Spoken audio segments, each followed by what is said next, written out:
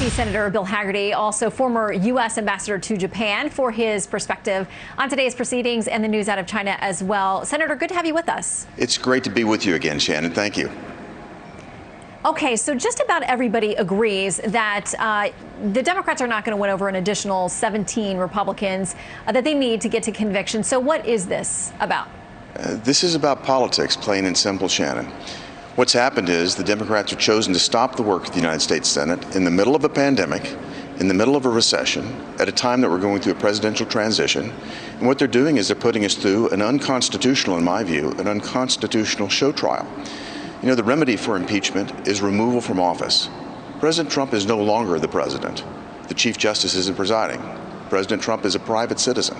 And they are continuing to pursue this because really what the aim is, I think, is to humiliate President Trump, to discredit his policies, and to shame the 74 million people who voted for him into conformity. I want to read something from a couple of comments from one of your Democratic colleagues, Senator Chris Coons. He said this first about the video today. He said, "How can you watch this and not vote to convict?" He also told one of our Capitol Hill producers, "I believe there are more Republicans open to conviction than is publicly clear at this point." Your response? Well, watching the videos was very painful. The violence that occurred that day was immediately condemned by me and by every other member of the Republican conference. In fact, I don't know a single senator who didn't condemn that violence. And in fact, over 200 people are now being prosecuted under criminal statutes for the violence that took place that day. That's the venue to deal with this. There's civil laws, there's criminal laws for private citizens to be dealt with. It's not an unconstitutional impeachment trial. That's not what the Senate should be designed for. We've got serious work to be doing. Instead, we're going through a political, partisan show trial. The president having his first conversation as president with President Xi Jinping over in China. You are very familiar, having worked as our ambassador in that region for a couple of years and very recently. Politico says this: the longer that Biden takes to make any big moves related to China, the more he risks letting Beijing dictate the course of events abroad, while leaving political openings for his Republican critics to exploit back home. This readout of their call tonight says that they talked about Beijing's coercive and unfair economic practices, crackdowns in Hong Kong, human rights abuses, climate change, and many other things. What do you think this administration needs to do moving forward on China?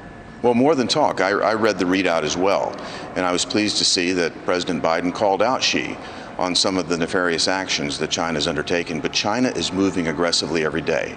They're moving against us. They're moving militarily, they're moving diplomatically, and certainly they've been moving economically in a very predatory manner. They don't play by the same rules that we do, and we've got to be present and pushing back. What about pushing back when it comes to the issue of COVID and what they knew about it? The WHO apparently, having spent a little time there after being blocked essentially for a year by China, has said they want to rule out the lab leak as a possibility. They're going to continue to look into other avenues, they say. But are you convinced that China has been transparent with us about what they know and what they could have done to possibly prevent the spread? Shannon, they've been anything but forthcoming.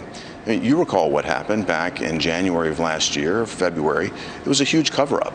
They silenced doctors, they destroyed samples. They did everything that they could to prevent us from finding out what was happening. They knew what was going on. They even halted internal air traffic. You couldn't get a flight from Wuhan to Beijing, but they still allowed air travel to go from Wuhan to Italy to North America. So the Chinese have been hiding this. They've been, again, suppressing doctors, scientists. They destroyed samples. They have not been forthcoming from the very beginning. My hopes have not been high for the WHO and the progress that they might make.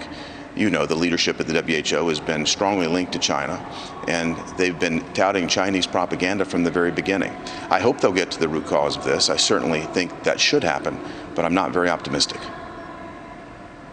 Senator Bill Hagerty, thanks for stopping in tonight. Good to see you. Thank you so much, Ann. Great to be with you.